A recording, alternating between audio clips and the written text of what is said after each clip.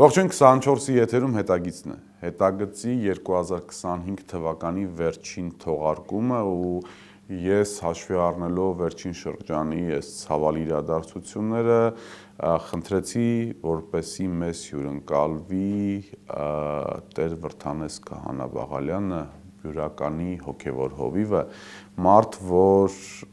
մայրաթոռի վրա հարձակումների այս վերջին շրջանում կամա եւ թե ակամա դարձավ այս պայքարի խորհրդանիշներից մեկը ու նաև այդ առումով խորհրդանշական է, որ մենք մեր տարին, այսպես ասենք, ամփոփենք հոգևորականի հետ զրույցով ու այդ զրույցի ժամանակ փորձենք մի փոքր մենք մեր մեջ նորոգվել, նոր հույսով, նոր հավատով, նորոգված, այսպես իրավիճակով մուտք գործենք 2026 թվական, Տեր Հայր օրհնեցեք եւ շատ շնորհակալ եմ հրավերս ընդունելու համար։ Աստված օրհնի, ես էլ անչափ շնորհակալ եմ հրավերի համար։ Ինչպես եք նախ։ Հրաշալի, փառք Տիրոջը։ Ես չեմ ուզում ճիշտ ասած ձեր առողջական հարցերի վրա կենտրոնանալ հաշվի առնելով, որ վերջին շրջանում այդ կենտրոնացումը իսկապես կար, ուղղակի հույս ունեմ ու վստահություն եմ հայտնում, որ տեղի ունեցածը մի փոքրիկ անախորժություն էր, որը շատ արագ այսպես կանցնի ու կմնա հիմնականը մեր շփտերես, այսպես պատրաստական մեր սիրելի Տեր Հայրը այսպես կլինի առաջնագծում թե հոգևոր առումով եւ թե քաղաքացիական առումով։ Ինչ եղավ Տիրոջ կամքով էր, առանց Տիրոջ կամքի երկնքից նույնիսկ մի տերև չի ընկնում ծառից։ Եվ այդ օրն էլ եթե ես անտարբեր լինեի հարբած խուժանի մայրաթոռ Սուրբ Էջմիածնի դռներին քացիներով եւ բռուցներով հարվածելուն, ես ինֆարկտը ստանալու էի հեռավոր գյուղերիցս մեկում, որտեղից մոտակա հիվանդանոցը շուրջ 1.5 ժամվա ճանապարհ է եւ ճանապարհին չէի հասնի հիվանդանոց։ Եվ ամբողջին ականատես եղա, սկզբից մինչև վերջ զանգակատան հատվածում եմ եղել եւ ամբողջությամբ ականատես եղա վարչապետ Նիկոլ Փաշինյանի կողմից ուղղորդվող իր պարտադրանքով գործող Տիրադավ եպիսկոպոսների եւ այդ հարբած ամբողջի խուլիգանական պահվածքին։ Սկսապես հարբած էին Տեր Հայր։ Ուղղակի զանգակատան տակը ամբողջությամբ այդ ցածրակարգ, այո, երբ այդ ուժայինները, քաղաքացիական հագուստով ուժայինները, որոնք ուղեկցում էին Ստեփան Ասատրյանին, Արամայիս Թոխվազյանին եւ Վարդան Ստեփանյանին, ուղղակի իրենք բռնություն կիրառեցին ոստիկանական պատը պահող ոստիկանական համազգեստով ոստիկանների նկատմամբ, նաեւ շատ կոպիտ էին վարվում լրագրող աղջիկներ, մանավանդ աղջիկ լրագրողների նկատմամբ, ուղղակի հարվածում էին։ Ականատես եղա, ինչպես ոստիկանական պատը ուժայինները, որոնցից կաշկանդվում էին համազգեստով ոստիկանները, հավանաբար ճանաչելով իրենց, եւ ուղղակի ոստիկանական պատը։ Այս այն հայտնի նկարն է, որը կարծես թե սիմվոլիկ նկար է դարձել, երբ որ օպերայի եւ բալետի Սպենդիարյանի անվան թատրոնի փոխտնօրենը ակադեմիական այսպես առաքելությամբ այս անձնավորությունը սկսում է հարվածել մայր տաճարի դռներին ու փորձում է ներխուժել դեպի ներս ու ձեր այսպես այլայլված ասեմ, այսահարված ասեմ, հայացքը որ նայում եք թե ինչ է կատարվում, սա կարծես սիմվոլիկ դարձավ այդ օրվա այդ բանի համար, միջադեպի համար։ Հարբած այդ ամբողջին ուղղորդողներ կային, որոնք ամբողջը ուղղորդում էին։ 3 հիմնական ուղղորդողներ ուներ այդ հարբած ամբողջը, որոնցից մեկը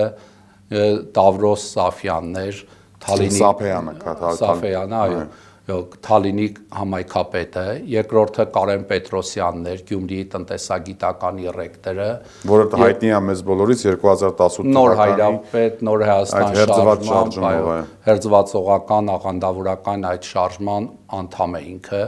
որի այդ շարժման ընթացքում նաև իր լկտիագույն դրսևորումների արդյունքում է, որ դարձավ Գյումրիի տնտեսագիտականի ռեկտորը, երբ որ խոսակցություններ կան, որ իր տեխնացուականը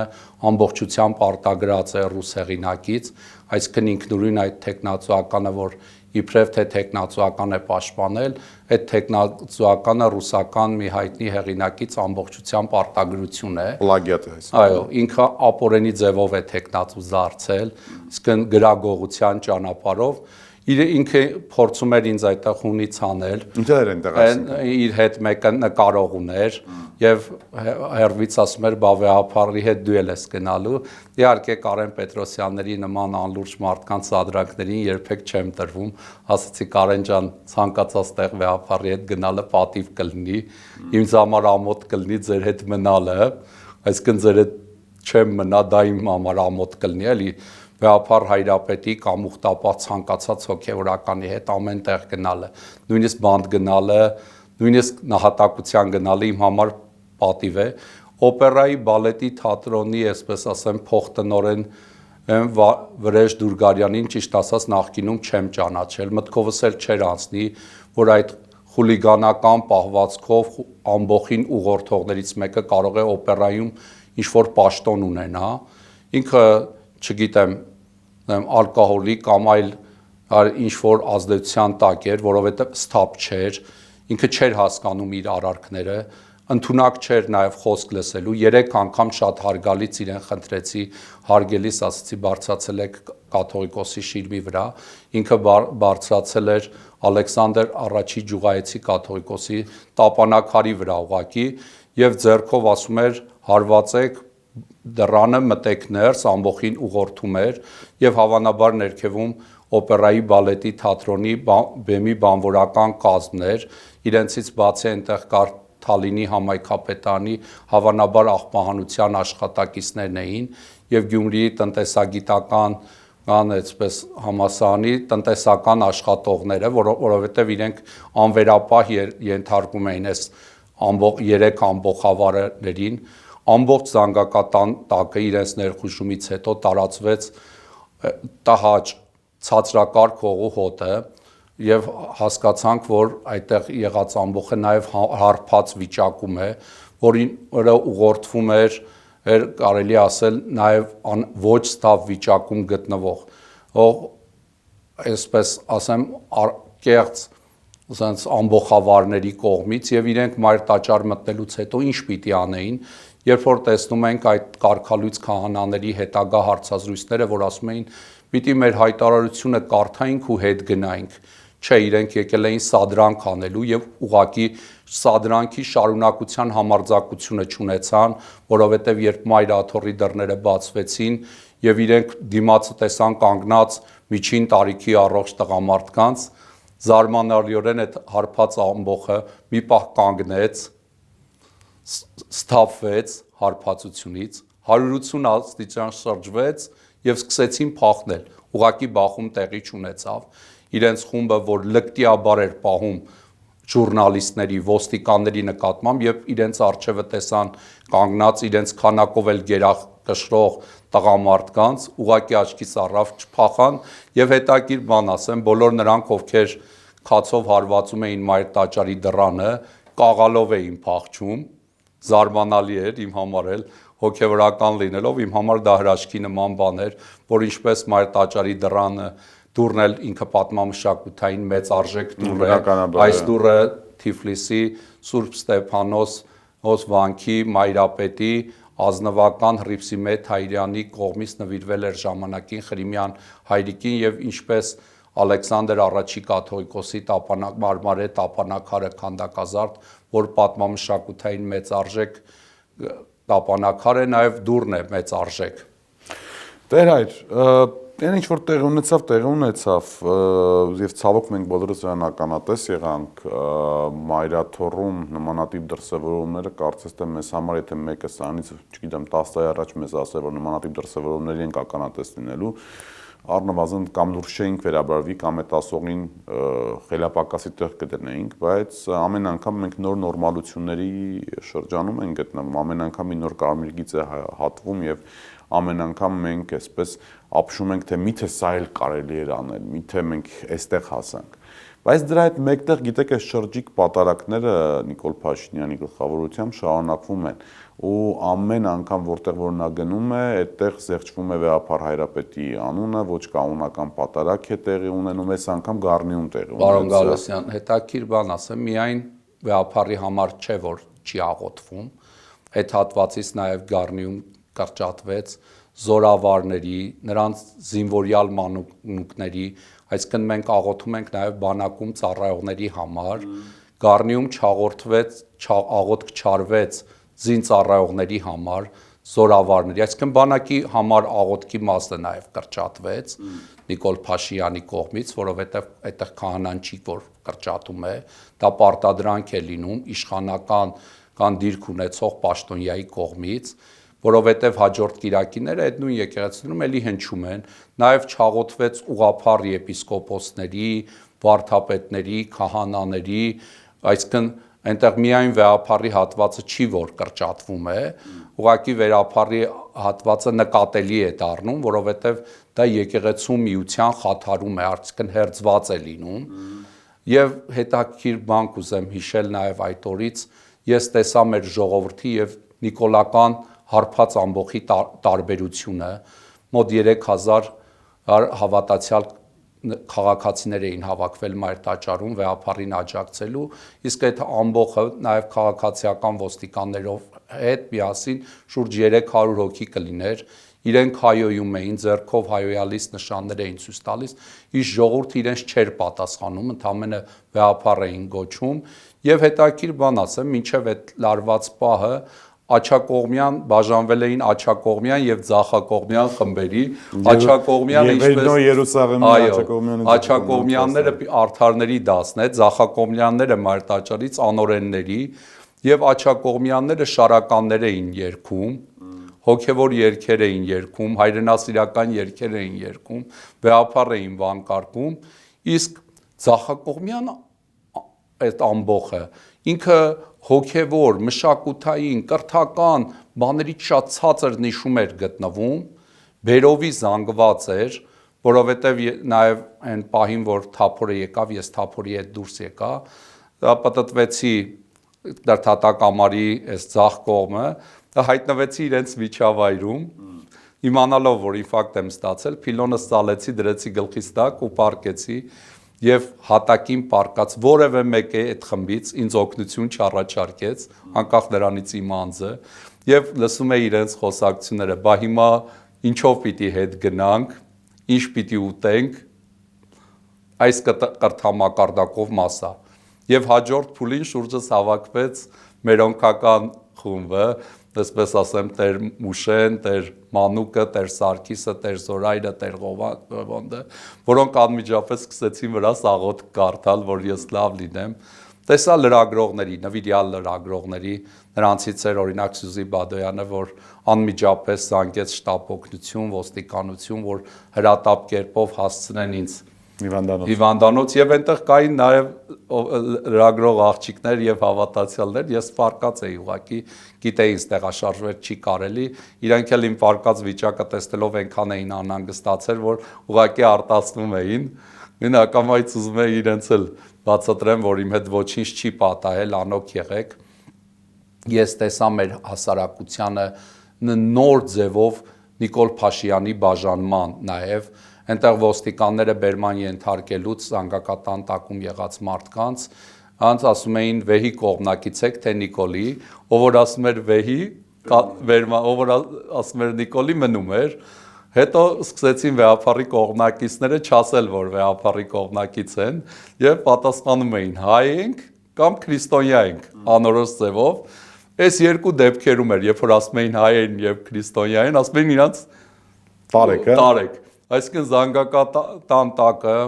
հասարակությունը բաժանվեց երկու մասի, հայերի, քրիստոնյաների, վեհափառ հայրապետի կողմնակիցների, որոնք աջակցում էին եկեղեցուն եւ մայրաթոռին, եւ նիկոլականների, որ հարբած էին, խուլիգանական պահվածք ունեն։ Եթե նման կերպ օրինակ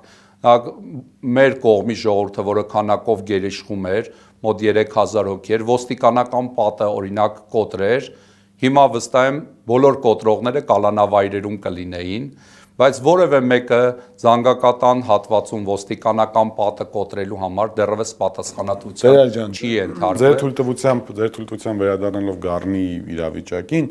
այնտեղ եթե նկատեցիք համայնքապետարանի աշխատակիցներից մեկի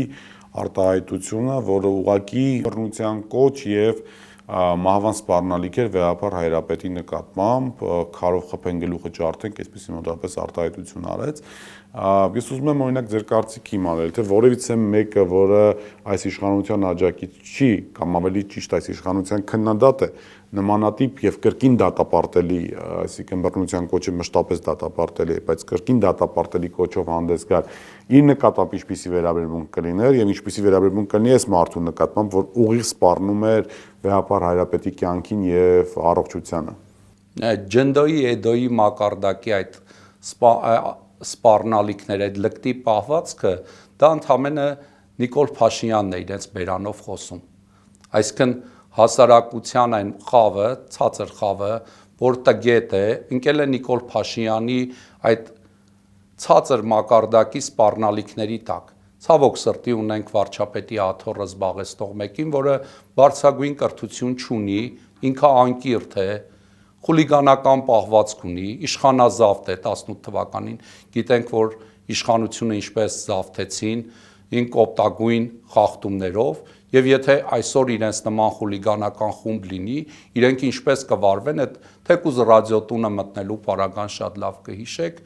Նիկոլ Փաշինյանը այսօր իջնելով հասել է Ջնդոյի Էդոյի մակարդակի, եւ սա ոչ թե տիրադավներն են Նիկոլի ուղղորդմամբ անում, այլ տիրադավներն են անում Նիկոլի պարտադրանքով, այսինքն սա նույնիսկ ուղղորդում չէ, իրենք կամազուրկ վիճակում են, Նիկոլ Փաշինյանը իրենց վրա ապօրենի հոդվածներով, նաև օրենքի շրջանցումներով դրել է իրենց ծանր վիճակում եւ սպառնում է, զրկել են ամեն ինչից, որոնք տարիներ շարունակ իրենց համար նպատակ են դարել այդ նյութական բաներից, զրկել նաև իրենց ազատությունից եւ այդ սպառնալիքների տակ մեկ էլ տեսնում ենք իրենց նկատմամբ կիրառվող օրենքը իջիկ է դառնում բոլոր այն մարդկանց նկատմամբ, օրինակ եթե մեր շատ սիրելի իմ հոգևոր ծնողն է Արշակ Սրբազանը ինքն է ինձ ձեռնադրել, եթե Արշակ Սրբազանը օրինակ Նիկոլ Փաշինյանով, ինչպես ինքն է ասում, զմայլված լիներ, ապա Արշակ Սրբազանը սուրբ կլիներ, լուսեպսակով կլիներ, այսինքն Նիկոլ Փաշինյանի համար օրենքը գործում է միայն հակառակորդ կողմի նկատմամբ, քաղաքական հակառակորդների, հոգևորականների, մտավորականների, ինքը զրո հանդուրժողականություն ունի իր կարծիքը չկիսողների նկատմամբ, այդ թվում նաև կառավարությունում, եթե մարդիկ կան, որ իր կարծիքը չեն կազմում, իրավական համակարգում փառք Աստծո լավ մասնագետներ ունենք, դատավորներ, դատախազներ ունենք, բայց Նիկոլ Փաշինյանը ունի նաև իր ձեռքի տակ եղած դատավորների, դատախազների մի խումբ, որոնք պատվերով դատեր են անում։ Եվ այդպիսի դատավորներին է հանձնարարում, օրինակ Միքայել Սրբազանի, Արշակ Սրբազանի, Մկրտիչ Սրբազանի, Բագրատ Սրբազանի դատերը եւ իր քաղաքական հակառակորդների դատերը։ Եվ այդ դատերից որևէ իրավական այսպես արդյունք սպասելը անհույս է, որովհետեւ Նիկոլ Փաշինյանի համար օրենքը չի գործում։ Երեք տեսա Արարատ Միրզոյանի այդ հայտնի հարցազրույցը, որ ուղղակի ինքը անամոթաբար, որի ժամանակ ասում է, որ օրենքը բոլորի համար է գործում։ Հարգելիս, բայց այդ օրենքը երբ պիտի գործի քո կամ շեֆիդ նկատմամբ, որ սահմանադրությունը խախտելով միջամտում է եկեղեցու ներքին գործերին, քաղաքական հակառակորդներին ապօրենի կերպով ձերբակալում է, ազատում է մարդուն, օրինակ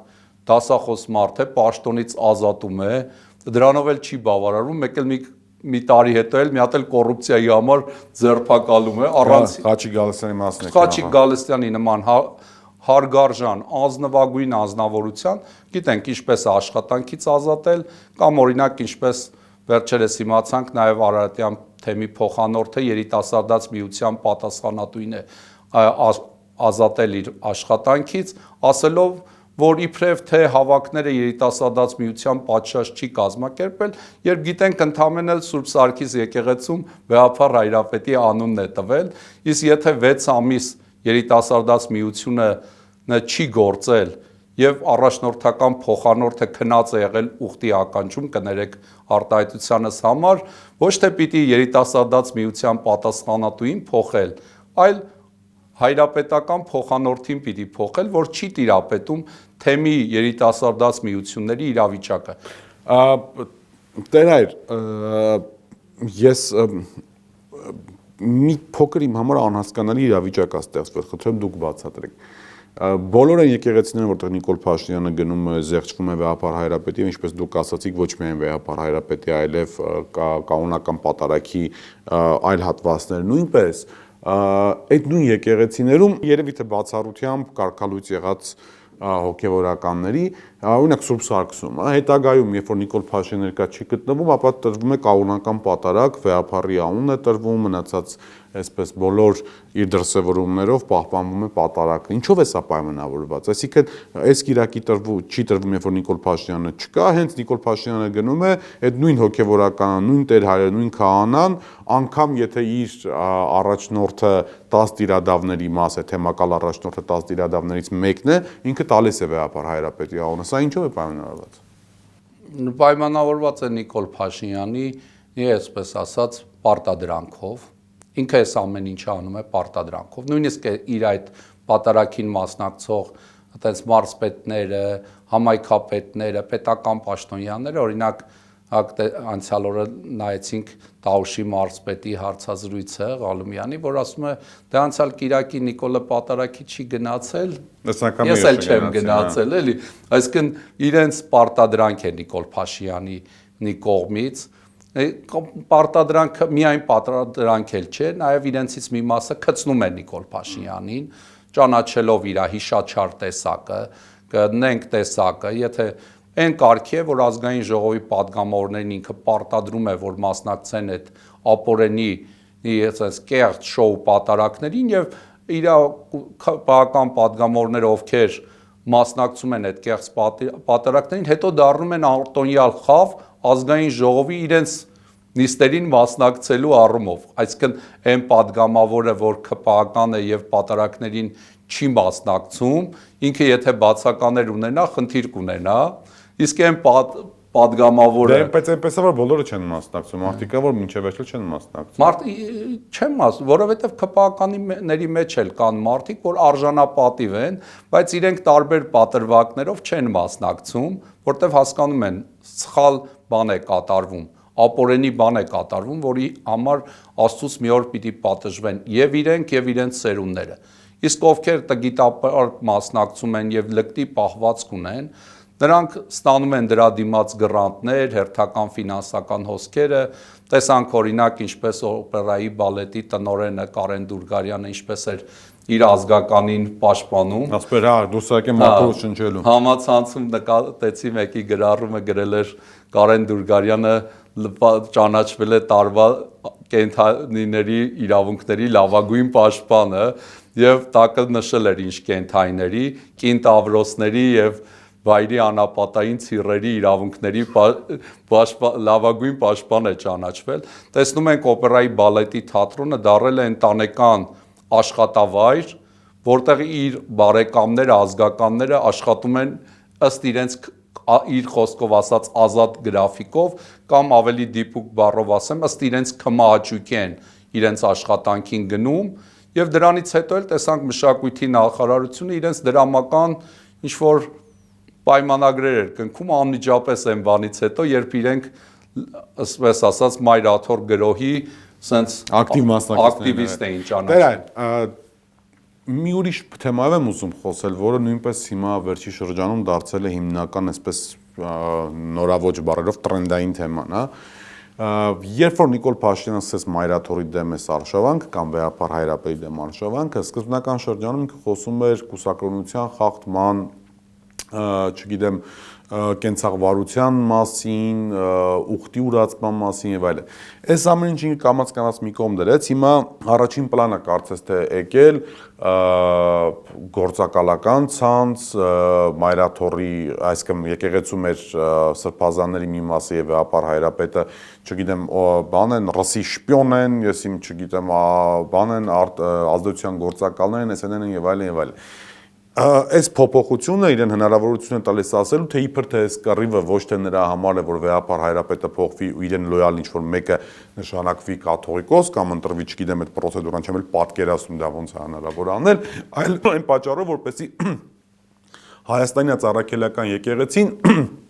դուրս գա օտարի ազդեցությունից։ Հետաքրքիր բան ասեմ, հակահայկական պայքարը սկիզբ առավ թուրքական, ադրբեջանական կողմի արտաքին այսպես հակահայկական ուժերի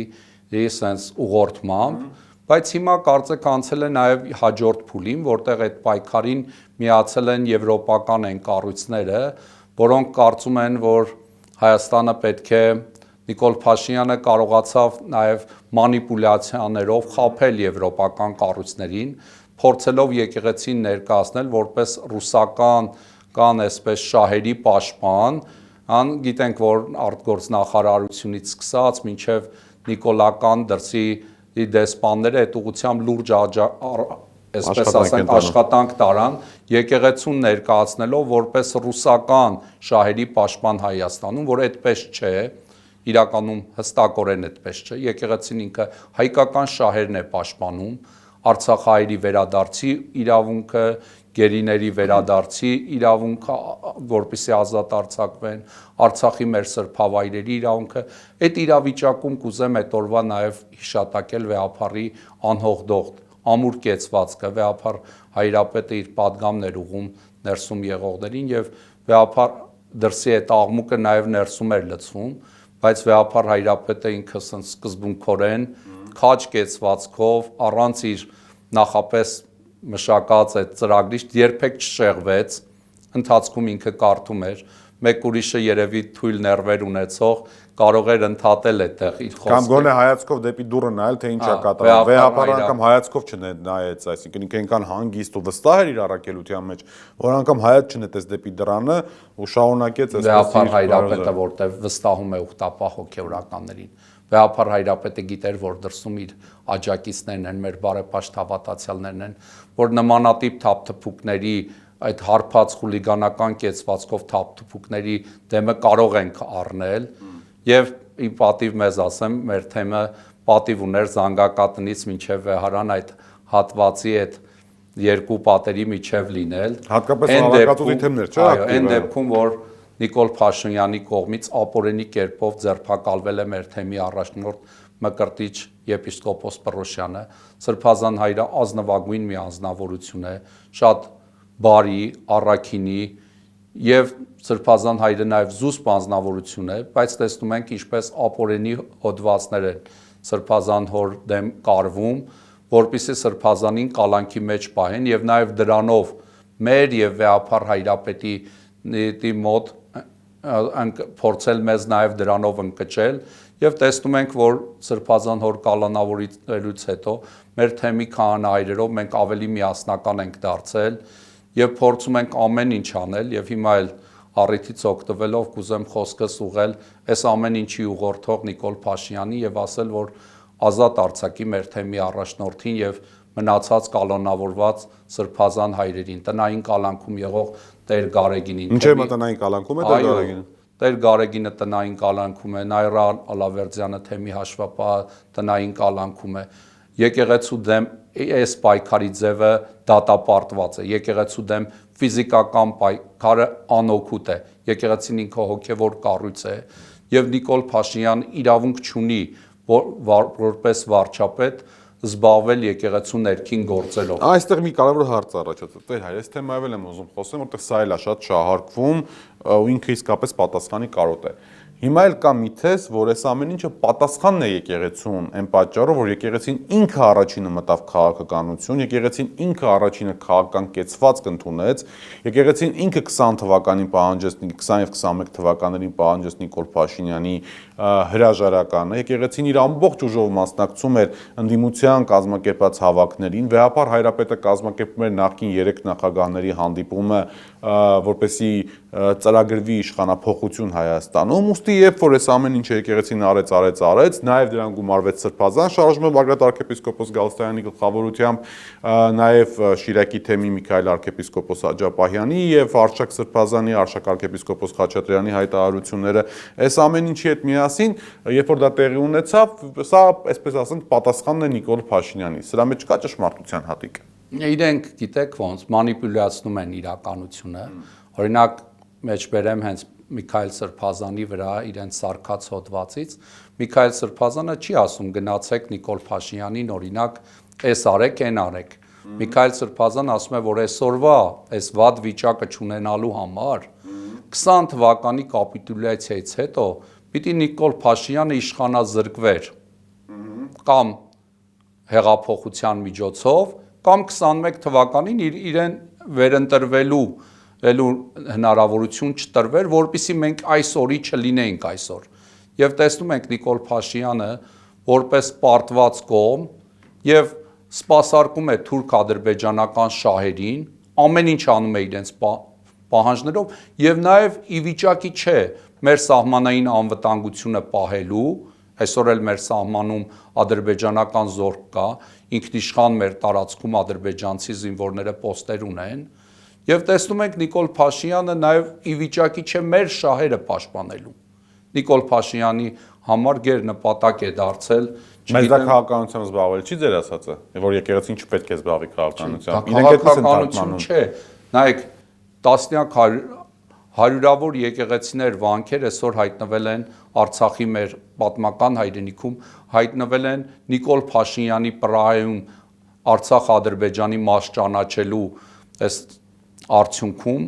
որը ինքը չգիտեմ ինչու է ճանաչել, հավանաբար վախից, եւ այս վախից ճանաչելու արդյունքում ոնց որ կանաչ լույս վառվեց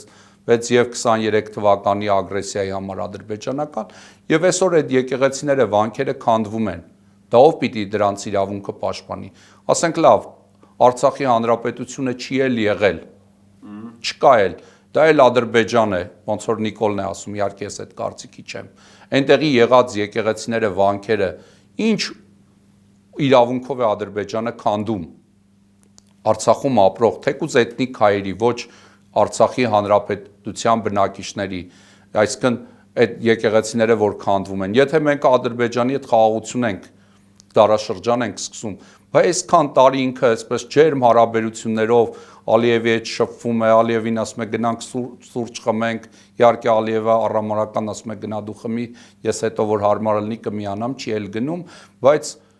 լավ, այս ամբողջ ընթացքում չի կարողացել ընդամենը գերիների վերադարձի հարց լուծել, երբ որ գերիների վերադարձի համար մի քանի հարյուրավոր ասենց ականների քարտեզներ է ինքը տվել, իբրև թե գերիների վերադարձի համար, երբ որ գերիների վերադարձը նոյեմբերի 9-ի Եռակոմ պայմանագրի կետերից մեկն էր, կամ պիտի օրինակ Հայաստանից Արցախ միջանցք լիներ, եւ այդ միջանցքին մոտ կարգավիճակով նաև Ադրբեջանը ինչ-որ բան ունենար, որը իբրև թե ինքը բանավոր է ունեցել Ալիևի հետ, չգիտեմ ունեցել է թե չէ, բայց այսօր արդեն իրավական հողի վրա իրանք Նիկոլ Փաշինյանի նման անձանց համար ազգային շահերը նաև կարևոր չէ, իրենց համար կարևորագույն, այսպես ասեմ, նպատակակետ Ադրբեջանի տարածքով անցած 4-րդ կարգի անասնակերտ Ցորենն է, որը ուտելուց հետո իրենք կարելի ասել էլ ազգային շահերը մոռանում են եւ նաեւ իբրև թե էժան բենզին ներկրելը Հայաստան ադրբեջանական, երբ որ 2018 թվականի իշխանազավթումից առաջ բենզինը եղել է ընդամենը 380 դրամ, այսինքն նույնիսկ այդ ադրբեջանական իրենց ասած բենզինը շատ ավելի թանկ է, մոտ 50 դրամով թանկ է, քան իրենց ասած նախկինների օրոք իբրև թե ինքնարժեքից թանկ բենզինը, այսինքն դեռ մի բան էլ 50 դրամով թանկ բենզին են վաճառում քաղաքացիների վրա եւ ներկայացնում են որպես էժան բենզին։ Այ, դժվար ենք ապրում, Տեր հայր։ Մի ուրիշ հարց տամ, դուք հանգուցալուծում ես ամեն ինչի ինչպես եք պատկերացնում, որովհետև ակնհայտ է, չէ, ինքը շարունակելու է այդ շրջիկ պատարակները, շարունակվելու են գտնվել քահանաներ, որոնք որ դուրս են գալու կանոնական ընթացքից, պատարակների, այսինքն աշխատանքը շարունակվելու է, այս ամեն ինչով չի ավարտվելու։ Նիկոլ Փաշինյանը պիտի զբաղվի այն բոլոր գործերով, որի համար 21 թվականին ինքը քվե է ստացել։ Պիտի զբաղվի այն խոստումներով, որը տվել է ժողովրդին։ Տեսնում ենք, գույքը արկը մի քանի անգամ թանկացել է, աղբահանությունը թանկացել է, տարբեր պարագաներ թանկացել են, բայց ինքը սա չէր, որ բնակիչներին խոստանում էր։ Թող Նիկոլ Փաշինյանը զբաղվի քաղաքական գործնեությամբ եւ մեզ էլ ապացուցի, որ ինքը լավ քաղաքական գործիչ է, զբաղվում է երկրի տնտեսությամբ, թող թոշակների բարձրացմամբ զբաղվի։ Տեսեք, եկեղեցուն պաշտպանելու համար ազգային բարերար Սամվել Կարապետյանին ձերբակալեց, նաև ապօրինի կերպով յուրացրեց հեծը, ասելով, որ այնտեղ դրամների խնդիր կա եւ այլն, կոռուպցիա կա, միջոցների վատնում կա, եւ տեսնում ենք հեծի յուրացումից հետո հոսանքը չեժանացավ, երբ որ հեծի յուրացումից 6 ամիս առաջ սեփականատերը առաջարկել էր հոսանքի գնի էժանացում, կորուստների խնայողության հիման վրա հնարավորություններ ունեցել հոսանքը էժանացնելու բնակչի համար, բայց տեսնում ենք հեծի յուրացումից հետո հոսանքի գինը չեժանացավ։ Այսինքն Նիկոլ Փաշինյանը խաբեությամբ, կեղծիքով կարող է ներդրում արած բարերարի ներդրման արդյունքում այսպես սեփականությունը յուրացնել, դա գնահատականն է օրվա, ես ուզում եմ հասկանալ դուք ոնց եք լուծումը պատկերացնում, որովհետև ինքը շարունակելու է այդ ամեն ինչը եւ ձեր ասածները չի անելու, այսինքն ես հասկանում դուք ինչ եք ասում, որ թող գնաց զբաղվի պետության գործերով, եկեղեցու հետ գործ չունի ինքը, այդ է ձեր ասածը, ինքը դրան համաձայն չի, ինքը շարունակելու է, համաձայն չի եւ շարունակելու է անելու, մեկը գա օրը, երբ որ Նիկոլ Փաշինյանը չի լինի, կլինեն ազգային իշխանություններ, կուզեմ, որ երբ մենք ապագայում ունենանք Նիկոլ Փաշինյանին հաջորդի 26 թվականի ընտրությունից հետո հայրենասեր, աստվածասեր իշխանություններ։ Կարծում եք կփոխվի իշխանությունը։ Այո, Նիկոլ Փաշինյանը սխալ ճանապարհով է ընթանում։ Նիկոլ Փաշինյանը կարող է հաջողություն ունենալ, երբ որ քիթը չխոթի եկեղեցու գործերի մեջ, այլ զբաղվի այն պարտականություններով, այն խոստումներով, որ ինքը տվել է ժողովրդին, բայց ինքը չի զբաղվում դրանցով, եւ դրա արդյունքում ժողովուրդը օր-օրի իրենից հիասթափվում է։ Ժողովուրդը տեսնում է, որ կյանքը իր համար ավելի թանկացել է, ավելի դժվարացել է, հասարակության մեծ մասը ապրում է շատ սոցիալական վատ վիճակում, մարդիկ օրվա հացի կարոտ են, եւ տեսնում ենք մեկ էլ ազգային ժողովի падգամավորներին 3 միլիոնի կարգի պարգևավճար է տալիս տարեվերջին եւ չի ուզում թոշակները օրինակ 10400 դրամով ավելացնել, մտածելով, որ ավելացնեմ այդ թոշակառուն բռնի աննպատակահարմար այդ փողը ծախսի, դու պիտի որոշես թոշակառուն ինչի վրա ծախսի են չնչին կոպեկները, նայեք, падգամավորի ռոճիկը պիտի լինի նվազագույն ռոճիկից, այսինքն թոշակից 10 անգամ ավելի, եթե ուզում են իրենց գումարը բարձրացնեն, թող թոշակը 1000 դրամով բարձրացնեն, իրենց մոտ էլ 10000 դրամով կավելանա, բայց իրենք դրանով չեն բավարարում։ Նույնիսկ թոշակառուի տասնապատիկ ունենալը իրենց բավարար չի եւ սկզբունքորեն թոշակը չեն բարձրացնում։ Տեսնում ենք, ասենք, ինչպես խոստանում էր կարմիր գծեր հանել, կարմիր գծերը մի բան էլ դարձան կապույտ, գինն էլ թանկացավ եւ այլն։ Այսինքն Նիկոլ Փաշինյանը փորձում է ամեն կերպ հասարակությանը կեղեքել, ավել գումար ունենալ եւ այդ գումարն էլ մսխել հակառակորդներին, այսպես ասեմ, ճնշելու մեխանիզմների վրա եւ տեսնում ենք Նիկոլ Փաշինյանի վերջի տարիների միակ ձեռքբերումը այն մեծականայք ուժայիններն են, որոնք Նիկոլ Փաշինյանը օգտագործում է իր քաղաքական հակառակորդների, հոգևորականների, մտավորականների, արվեստագետների, նաև լրատվամիջոցների աշխատակիցների նկատմամբ։ Տեր հայր, մոտենալու ենք կամաց մեր զրույցի ավարտին, ես ուզում եմ ձեր թույլտվությամբ հասկանալ, թե ձեր կարծիքով ինչպիսին պետք է լինի այն 10 եպիսկոպոս, արքեպիսկոպոսների ճակատագիրը, որոնք որ փաստացի ապստամբեցին վեհապար Հայրապետի դեմ եւ կա այսպես օթում կախված լուրերի համաձայն ենթարկվելով եւ տուրք տրալով որոշակի կոմպրոմատների այս մարդկանց, չգիտեմ, ապաշխարությունը դուք հնարավոր համարում եք կամ այս մարդկանց հետ վերադարձը դեպի մայրաթորի կանոնական ընթացք դուք հնարավոր համարում եք։ Որպես եկեղեցական ես կարծում եմ վեհապար Հայրապետը նաև հասարակության խնդրանքն է ուղղված իրեն, օրինակ արցախցիները չեն ուզում Վրդանես Սրբազանը, որ լինի Արցախի թեմի առաջնորդ, գիտենք վեհապար Հայրապետը, երբ որ Արցախի թեմը չէր լուծարում, նաև դրա համար է Նիկոլ Փաշինյանը եկեղեցու դեմ տրամադրված, եւ երբ որ Արցախի թեմի առաջնորդը չի արտահայտում արցախցիների իրավունքները, իրենց խնդիրները, պիտի փոխարինվի նոր թեմակալ առաջնորդով եւ Արցախի թեմը առաջի փուլում եւ կարծում ենք նաեւ Արարատյան թեմի փոխանորդը չի կարող այլևս պաշտոնավորել Արարատյան թեմում, գոնե որովհետև ինքը վեհապարի փոխանորդն է եւ պիտի արտահայտի վեհապարի դիրքորոշումը եւ քանի որ ինքը չի կիսում վեհապար Հայրապետի դիրքորոշումը, ինքը այսօր իր վրա նիկոլական կոմպրոմատներ կան եւ ինքը դարձել է նիկոլական, այսպես ասեմ, sense Նիկոլի sense պարտադրանքով գործող ուղղորդմամբ գործող եպիսկոպոսներից մեկը, վեհապար հայրապետը պիտի իրեն էլ պաշտոնազուր կանի, եթե ընդհանրապես կարգալույս չի անում, նույն կանոնական առումով ինքը, քանի որ Արարատյան թեմի առաջնորդի, որ վեհապար հայրապետն է դիրքորոշումը չի կիսում, ինքը եթե այսպես ասեմ ազնիվ լիներ, բարոյական լիներ, ինքը պիտի Արարատյան թեմի առաջնորդի պաշտոնից հրաժարվեր այն կոմպրոմատների բանի արդյունքում նաև դատական գործերի, որ Նիկոլ Փաշինյանը իր դեմ ուներ, իր ճիշտ տեսակետը կլիներ, որ ինքը հրաժարվեր փոխանորդի պաշտոնից, բայց ինքը դրա ազնվությունը չունի ցավոք սրտի, ինքը պիտի հրաժարվեր իրականում, երբ որ վեհապարի Երևի թե գիտեք ամբողջ հարցն է, որ հիմա ողջամիտ կասկածը առաջանում, որ վեհապար հայրապետը ցավոք չունի այն ուժը, որ կարողանա այս թեմականը Չէ, վեհապար հայրապետը ուղղակի բարի է, երկայնամիտ է։ Եկեղեցին նման դեպքերին արագ չի արձագանքում։ Նաև այդպես տեսանք ժամանակատար եղավ Ստեփան Ասատրյանի կամ Արամայիս Թոխմազյանի կարգալույցությունները,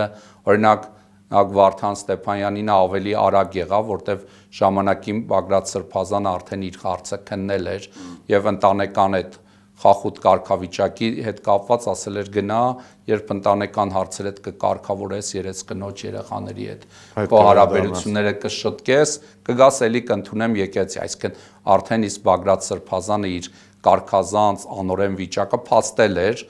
եւ իրեն ժամանակ էր տվել, որը հասկացանք 2 տարի նույնիսկ չէր օգնել իրեն իր ընտանեկան հարցերը լուծելու։ Տեսնում ենք իրենց նաեւ ագրեսիվ կեցվածքը, երբ որ լրագրողները իրենց անձնական կյանքից են հարցեր ուղում, իրենք քննում են բոլորի անձնական հարցերը, այդ թվում եկեղեցու դրվածքը եւ այլն կանոնները, բայց երբ որ հերթը գալիս է իրենց, ասենք աչքների մեջի գերանը կամ ասենք իրենց ուխտը տեսնելու ուրիշների ասենք իրենք մոծակները տեսնում են, իրենք շատ ագրեսիվ անում են, ինչպես ասենք տեսանք լրագրողներից մեկին, ինչպես տիրադավներից մեկը ծնող էր հայոյում, իհարկե ես իրեն ինչ որ ձևով չեմ մեղադրում, որովհետև ինքը սթափ չէր, հավանաբար հարբած էր, եթե հարբած չլիներ լրագրողին ծնող չէր։ Այնտեղ եւս 2 հոգի կան, որոնց մասին կուզեի որ ձեր կարծիքի իմանալ, մեկը Անուշավան, ես քանի դեռ կարգալույց եղած չեմ, պատշաճությունը պահելով կոչում եմ իրենց հոգեվոր անուններով եւ կոչումներով, դրա համար եմ ասում, թե չէ մեծ սիրով կոչեի Ավազանի անունով։ Բայց ի տարբերություն իրենց ես դաստիարակված մարդ եմ ու քանի դեռ այդ եպիսկոպոսական կոչում իրենց ձեռքից վեհապար հայրապետը չի վերցրել, ուստի ստիպված դիմում եմ այդ կոչումներով, մեկը Անուշավան Սրբազանն էլ, մյուսն էլ իմ կարծիքով վերջի ժամանակների փոքրոգության ամենամեծ մարմնացում Գևորգ Սրբազանը Մասյացոտնի, այս երկուսը եթե չեմ սխալվում, ձեր թեմի առաջնորդ այժմ կալանավորված Մկրտիչ Սրբազանի հետ մտերմագույն ընկերներ էին, եթե չեմ սխալվում, թե ուղղեք ինձ եթե սխալ եմ։ Հետաքրքիր բան ասեմ, այդ տեսակը, որ այսօր Նիկոլ Փաշինյանի ձեռքին գործիք է դարել, իրենց համար հավանաբար կյանքում Աստծուց Մայրաթոր Սուրբ Էջմիածնից, իրենց մայր իջման սեղանի առջև Աստծու հետ կնքած ուխտից կարևոր նյութական ձեռքբերումներ էին կուտակել կյանքի ընթացքում, երբ որ իրենց համար ամենաառաջնայինը Աստված չէ, Մայրաթոր Սուրբ Էջմիածինը չէ, իրանց ուխտը չէ, վեհապար հայրապետին եւ եկեղեցուն տրված, իրենց համար որևէ խնդիր չկա, մեկը, չգիտեմ, համասարանում իր պաշտոնը պահելու համար, մեկը իր փափուկ ապրելակերպը ապահովելու համար, Մկրտիչ Սրբազանի ընկերը լինելը, ասենք, այն ժամանակ միջոց է եղել իր համար թեմակալ առաջնորդ հավանաբար դառնալու կամ այդ առաջնորդի կարգավիճակը պահելու իր բարոյական սենց սայթակումներով հանդերձ եւ հիմա մեկ էլ տեսնում է այդ ամեն ինչը կարող է կորցնել Նիկոլ Փաշինյանի սենց գրոհից իրենց նկատմամբ եւ մեկ էլ ասենք տեսնում է ուսանողական սենց կյանքի ընկերն է, մեկ էլ այն նյութական բաներն է, որ ինքը կուտակել է կամ այն պաշտոնն է համասարանում, հասկանում եմ, որ պիտի ընկերոջը ուրանան, որպեսզի այդ ամեն ինչը պահեն։ Այսպես ասեմ, ոչ միայն հոգևորականին, այլ ցանկացած քրիստոնյայի ոչ վայել պահվածք է։ Իրենք հիմա այստեղ իմ խոսքից կարող են ասել, մեզնից ցածր աստիճանով հոգևորականը իրենց քննադատում է։ Ասեմ, դուրս գալով իրենց եպիսկոպոս, արքեպիսկոպոս լինելու կեցված այդ վիճակից ես հարցը քննարկեմ սովորական հավատացյալի համար, բարոյական չէ, երբ մարդը նյութական բաների համար ուրանում է Աստծուն, Մայրաթոր Սուրբ Էջմիածինը, Վեհափառ Հայրապետին եւ իր կնքացուղտը Աստծու հետ։ Սա ոչ միայն արքեպիսկոպոսների համար, այլ նույնիսկ եկեղեցում ընդամենը մկրտված քրիստոնյա մարդկանց ոչ սազական կեցվածք է։ Տեր հայր, քանի որ այնուամենայնիվ մենք գտնվում ենք Ամանորի եւ Սուրբ Ծննդյան տոների շեմին, ես ցանկանում եմ, որպեսզի եթե դուք անշուշտ պատշաճ կհամարեք ձեր օրհնության խոսքը փոխանցեք մեզ այս պահին դիտող հեռուստադիտողներին, որովհետև մենք իսկապես այդ գտնվում ենք բարոյական անկման այն ամենասարսափելի կետում, որտեղ ցանկացած նորոգող խոսք շատ կարևոր է։ Ես կուզեմ, որ գալիք Ամանորը Սուրբ Ծնունդը մեր ժողովրդին սիրո, միաբանության, նաև խաղաղության շնորհներ պարգևի, թող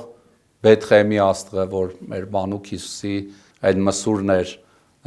ուղղորդում մոգերին,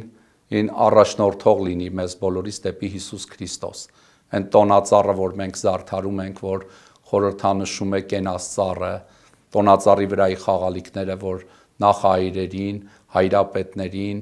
ին առաքյալներին է խորհրդանշում, այն ձմեռ պապիկը, որ Սուրբ Նիկողայոս Զմռնացի հայրապետին է խորհրդանշում, այս ամեն ինչը թող մեր ազգին առաջնորդող լինեն դեպի Հիսուս Քրիստոս։ Երբ որ մանուկ Հիսուսը մեր հոգիներում, մեր սրտերում ծնվի եւ մեր հոգում սրտում զորանա, մենք կտեսնենք մեր կյանքը Քրիստոսով ինչպես է փոխվում եւ այս դժվարությունները, նեղությունները առ ոչի չեն, որ մենք կարող ենք հաղթահարել սիրով եւ միաբանությամբ։ Թող Աստված մեր ազգին առավել սեր ու միաբանություն տա եւ օգնական լինի, որպեսզի այս դժվար ժամանակները հաղթահարենք քրիստոնեական ճանապարհով։ Շնորհակալ եմ Տեր հայր եւ օրհնեցեք։ Դե ինչ 2025 թվականի վերջին հետագիծը մոտեցավ իր ավարտին, շատ շնորհակալ եմ այս տարվա ընթացքում մեզ հետևելու համար, մենք իսկապես ծանրագույն տարի ունեցանք, տարի, որ լի էր բազմաթիվ փորձություններով, բայց ինչպես Տեր հայրը ասաց, Աստծո օգնությամբ ու օրհնությամբ Քրիստոսին փորձելով մոտիկ գտնվել, մենք հաղթահարել եւ դեռ ապագայում պիտի հաղթահարենք մեզ բաժին ընկած բոլոր փորձությունները, որովհետեւ մենք մի ժողովուրդ ենք, որ ես խոր վստահություն ունեմ, որ առաքելություն ունի այս աշխարհում, առաքելություն, որ դեռևս չի կատարվել, մենք պիտի հավատանք մեր առաքելությանը, մենք պիտի հավատանք մեր Քրիստոսահպատակ եւ Քրիստոսին պաշտող առաջիններից մեկը ընդունած մեր տեսակին ու դուրս գանք այս բարոյական ճգնաժամի հորձանուտից։ Եթերում 24 News-ի հետագից Նարեկ Գալստյանի հաղորդումն էր եւ ես Նարեկ Գալստյանը, շնորհավոր Ամանոր եւ Սուրբ Ծնունդ։ Կհանդիպենք, մնացեք խաղաղությամբ։